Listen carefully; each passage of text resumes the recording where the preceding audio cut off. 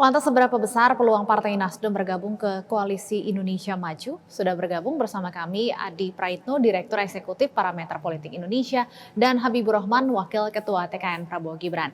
Kami juga sudah mengundang sejumlah politisi Partai Nasdem, namun belum ada yang dapat bergabung. Saya sapa terlebih dahulu, selamat malam Mas Adi, Pak Habib. Selamat malam. Selamat malam, Mbak. malam.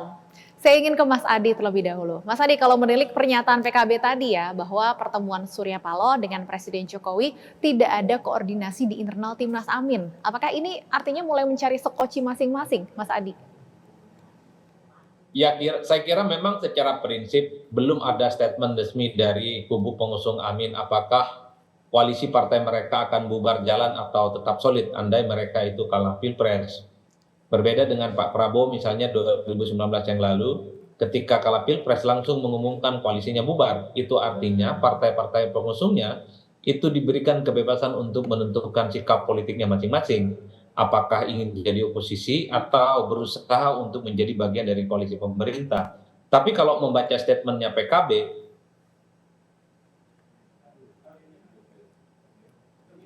Mas Adi, audionya sepertinya katanya sedang mencari baik, sudah terdengar keadilan, kembali. Silahkan Mas Adi. lalu menginvestigasi upaya-upaya yang mereka sebut sebagai kecurangan dalam pemilu. Pada saat yang bersamaan nyatanya Nasdem bertemu dengan Pak Jokowi. Kalau saya mengatakan ini sepertinya sudah lempar handuk, ini Nasdem mengakui dari lubuk hati yang paling dalam bahwa hasil quick count itu diyakini sebagai angka-angka yang valid sebenarnya, yang akan sama persis dengan perolehan hasil real count yang nantinya akan diumumkan oleh KPU, karena memang melihat quick count sejak 2004 sampai 2019 yang lalu memang tidak pernah ada selisih yang cukup signifikan. Oleh karena itu tak mengherankan, bahkan saya berulang kali mengatakan mungkin Pak Surya Paloh satu sisi sudah mengakui bahwa Pilpres di 2024 ini satu putaran untuk kemenangan Prabowo dan Gibran. Tak ada bantahan dalam itu. Nah, yang kedua, bukan tidak mungkin ini bagian dari upaya membangun jembatan komunikasi politik antara Nasdem dengan Pak Jokowi, termasuk dengan koalisi nomor 2, karena apapun judulnya, tokoh-tokoh ini kan saling terkait satu sama yang lain. Apalagi memang kalau kita mendengar pidato politiknya Pak Prabowo di Istora beberapa waktu yang lalu, sesaat setelah adanya quick count, memang ada keinginan untuk merangkul semua kepentingan politik, untuk merangkul kepentingan-kepentingan yang selama ini berbeda. Saya kira itu bagus supaya membangun bangsa Indonesia ke depan itu saling berongkulan satu sama yang lain, sekalipun sebelumnya terjadi persaingan secara politik elektoral. Inilah hebatnya kita, ada kecenderungan pasca Pilpres partai-partai politik yang saling bersaing itu sangat mungkin berkoalisi satu sama yang lain. Apapun endingnya, Mbak, tapi pertemuan-pertemuan elit semacam ini mencari feedback, mencari titik temu, mencari solusi untuk persoalan-persoalan yang terkait dengan kebangsaan, yang teranyap terkait dengan pemilu, saya kira adalah langkah bagus. Dan yang paling penting bagi saya, tidak melulu pertemuan-pertemuan antar elit ini disimplifikasi atau diserahanakan sebagai upaya untuk melakukan rekonsiliasi politik yang ada kaitannya dengan sharing power jabatan-jabatan politik seperti menteri. Ini bahasa komunikasi elit yang saya kira memang layak diapresiasi supaya kegaduhan-kegaduhan, tensi-tensi politik yang selama ini naik dan panas itu bisa diredam. Karena pada prinsipnya elit itu sudah menganggap pemilu sudah selesai, tinggal menunggu hasil resmi yang ada di KPU. Tapi sekali lagi tak ada pembicaraan yang jauh lebih menarik ketika ada pertemuan elit semacam ini, pastinya akan dikaitkan dengan upaya rekonsiliasi dan kerjasama politik pasca Pilpres. Padahal kita tahu juga soal koalisi politik, soal jabatan menteri, saya kira ini akan menjadi domainnya Pak Prabowo Subianto dan Gibran, yang secara definitif mungkin nanti akan diumumkan oleh KPU sebagai pemenang Pilpres 2024, bukan domain-domain yang lain. Baik, bicara mengenai sharing power, saya ingin langsung tanyakan kepada Pak Habibur Rahman. Pak Habib, memangnya Koalisi Indonesia Maju sudah ikhlas atau rela kalau harus sharing power dengan partai-partai dari koalisi lain yang sebelumnya kita tahu berkompetisi dalam Pilpres?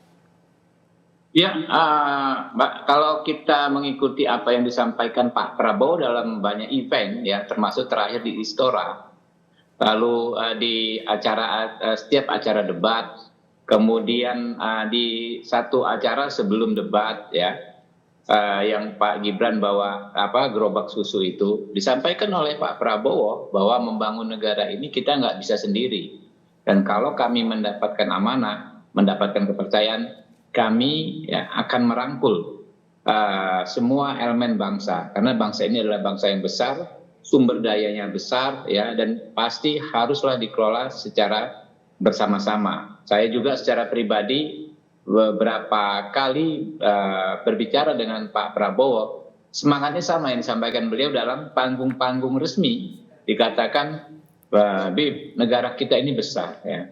Sebetulnya kalau kita bersama-sama bekerja sama, bagaimana menyelenggarakan negara ini dengan baik dan benar, pasti bisa. Nggak ada yang sulit gitu loh. Nah, kalau persoalan misalnya power sharing dan jabatan, ya sebenarnya kan itu semua domain semua elemen yang ada saat ini, ya. Pak Prabowo tentu bisa merasionalisasikan ide-ide dia dengan sahabat-sahabatnya yang sekarang mendukung, ya, giat berkampanye. Sekarang ini kan di politik ini kan bukan power sharing sebetulnya, berbagi peran, ya. Dengan berbagi peran, saya pikir semua pihak tidak akan ada yang merasa tersingkirkan. Dan itulah kalau teman-teman ikuti jejak rekamnya Pak Prabowo dalam berpolitik, kehandalan beliau dalam berbagi dalam tanda kutip dengan sahabat-sahabatnya itu luar biasa, ya. Contoh misalnya sewaktu 2014, ya, pasca pemilu itu kan ada namanya koalisi merah putih KMP di parlemen, ya. Kita bisa menentukan puluhan posisi alat kelengkapan dewan karena kita dominan waktu itu. Pak Prabowo ya dengan besar hati memberikan posisi-posisi yang terbaik bukan ke partainya, seperti ketua MPR yang seharusnya waktu itu ke Pak Ahmad Muzani tapi ke Pak Zulkifli Hasan, ya, ketua-ketua komisi dan lain sebagainya. Jadi nggak akan ada isu, ya, Pak Prabowo sulit berbagi, ya, dan pastilah sahabat-sahabat beliau di Partai Koalisi Indonesia Maju juga tidak akan ada yang keberatan. Jadi bukan power sharing, tapi berbagi peran begitu ya. Artinya berbagi TKN peran itu yang disampaikan, ya. Jadi TKN khususnya Gerindra nggak masalah ya Pak Habib berbagi peran dengan partai-partai lain. Dan ini juga Mbak nyambung dengan komunikasi, ya, sebelum panasnya kontestasi inilah. Baik. Sebelum penentuan capres dan cawapres kan sering terjadi pertemuan. Salah satunya 2 pertemuan, ya, di Hambalang, ya, Pak Prabowo dan Pak Surya Paloh yang waktu itu hadir. Kalau teman-teman ingat, waktu itu kami memang sudah fix capresnya Pak Prabowo, tapi belum didaftar. Pak Surya Paloh capresnya Pak Anies Baswedan, tapi belum didaftar. Waktu itu kan sampai dijuluki ini pertemuan sepakat untuk tidak sepakat, ya. Sepakat maju dulu dengan capres masing-masing, ya, karena tidak sepakat capresnya satu orang, ya kan. Tapi sepakat pertama maju dulu, tapi kemudian kita harus bersatu sebagai sesama anak bangsa. Nah, itu teman-teman cermati benar tuh pertemuan di Hambalang ketika Pak Surya Paloh dan teman-teman dari Partai Nasdem hadir waktu itu. Baik, Mas Adi, bukan power sharing tapi berbagi peran. Nah, kalau memang benar nantinya akan ada partai di luar koalisi yang masuk, Anda melihatnya akan seperti apa sih suasana di koalisi Indonesia Maju, terutama Partai Demokrat ya, kalau melihat dulu sudah pernah bersama, kemudian pisah koalisi, kemudian gabung lagi, akan ada resistensi tidak? Ya, secara prinsip sebenarnya apapun judulnya, apakah ini power sharing, apakah ini bagi peran, apakah ini bagi kerjasama dan seterusnya, ada 2 hal yang menarik dalam sistem politik kita. Pertama, memang secara budaya politik, ya, pasca pemilihan presiden secara langsung, pasca reformasi 2004 sampai 2019 yang lalu, ada kecenderungan memang bahwa pihak-pihak yang menang dalam Pilpres itu merangkul pihak yang kalah secara politik. Artinya apa? Ini budaya politik kita. Jadi bersaing itu seadanya. Bersaing itu ala kadarnya, terutama jelang Pilpres. Pasca Pilpres, biasanya presiden terpilih cenderung ingin mengajak kerjasama partai-partai politik yang kalah menjadi bagian dari koalisional pemerintah kekuasaan. Itu dilakukan oleh SBY 2004. Itu juga yang dilakukan oleh Pak Jokowi 2 periode, 2014 dan 2019. Artinya apa? Saya juga menduga ke depan siapapun yang jadi presiden ada kecenderungan secara budaya politik akan merangkul pihak-pihak yang kalah, karena memang politik kita adalah politik gotong royong, Mbak. Jadi resistensi dan persaingan politik seperti di negara-negara lain yang terbelah ekstrim misalnya, agak sulit dijumpai di Indonesia yang cukup multi kepentingan politik, multi apa namanya partai yang saya kira bagian replika dari kepentingan-kepentingan yang ada di Indonesia. Nah, yang kedua memang secara taktis pragmatis nggak bisa kita bantah. Merangkul pihak yang kalah itu karena kepentingan untuk memperkuat barisan kekuatan politik di parlemen. Karena tentu Pak Prabowo Subianto dan Gibran Rakabuming Raka tak mau kebijakan-kebijakan politik pemerintah ke depan tidak mendapatkan dukungan penuh dari parlemen. Ini tentu mengkhawatirkan kalau parlemennya tidak terlampau kuat, tidak terlampau solid, sehingga apapun proposal perubahan dan tawaran-tawaran politik untuk memperbaiki bangsa dan negara mendapatkan resistensi dan perlawanan dari kawan-kawan DPR.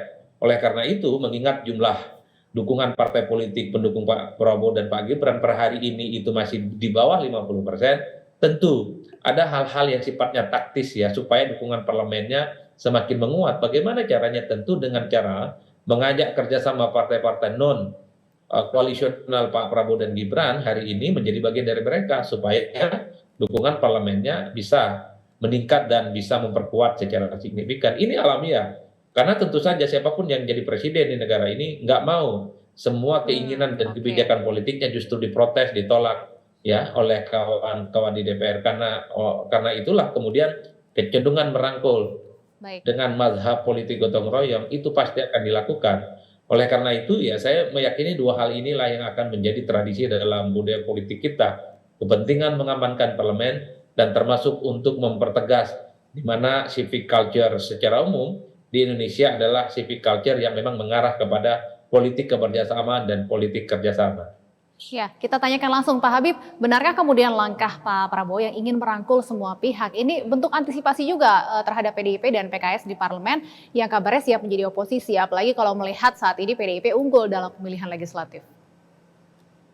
Ya, apapun, tapi garis besarnya tentu kita ingin membangun semangat gotong royong ya. Kita sebenarnya tidak pernah khawatir terhadap adanya kekuatan partai politik yang ingin bukan oposisi sebetulnya, ingin berposisi di luar pemerintahan ya. Apakah PDIP, apakah PKS, karena kita tahu track record sahabat-sahabat kami itu ya, kalau toh di luar pemerintahan mereka akan menjadi kekuatan yang juga produktif ya. Bukan model oposisi yang asal tolak, asal berbeda sebagaimana di negara-negara lain. Oposisi kita ya, atau apa namanya, saya nggak tahu apa istilahnya ya, kalau tahu disebut oposisi misalnya PDI 10 tahun, PDIP 10 tahun di luar pemerintahan. Beliau itu kan selalu memberikan dukungan ketika pemerintah mempunyai program-program yang bagus. Tapi kalau nggak bagus dikritisi. Nah kemudian setelah terjadi pengambilan keputusan, misalnya di DPR, mereka tetap hormati. Hal yang sama terjadi juga dengan PKS dan Demokrat. Dua oposisi yang sangat-sangat berkualitas selama 2019 sampai 2024. Saya paham banget karena di DPR ya, mereka mengkritisi berbagai kebijakan pemerintah.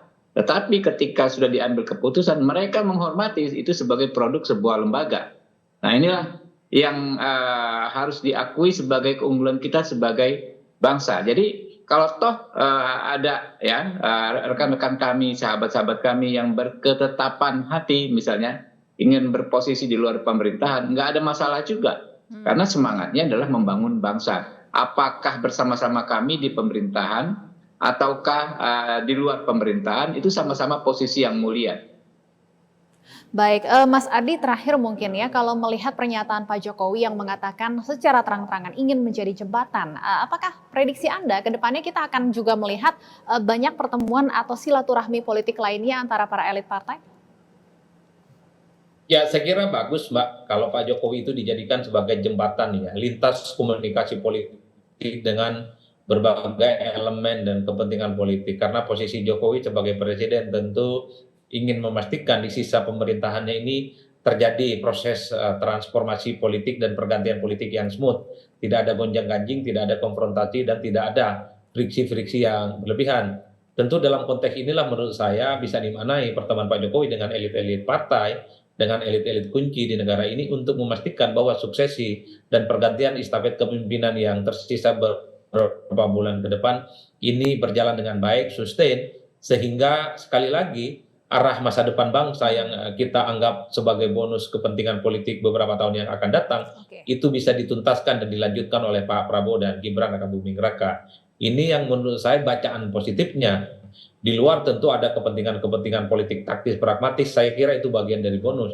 Tapi secara umum mempertemukan politisi-politisi yang selama ini berseberangan, beda pendapat, beda pilihan politik, dan beda dalam konteks kepentingan Pilpres, ini bagi saya adalah penting untuk menciptakan apapun yang terjadi. Kalau sudah Pilpres selesai, maka saatnya bangsa ini, maka saatnya elit ini untuk saling bergandengan, saling dukung satu sama yang lain.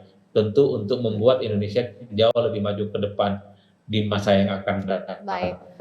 Saya kira di situ saja poin saya. Baik, sekali lagi tentunya kami ingin mengonfirmasi masalah ini kepada Partai Nasdem langsung, namun sayangnya sejumlah politisi Partai Nasdem yang sudah kami hubungi tidak bisa bergabung malam hari ini. Terima kasih Mas Adi, Pak Habib sudah bergabung di Bersatu Kawal Pemilu. Kita nantikan ke depannya dinamika politik pasca pemilu 2024. Thank you, Mbak.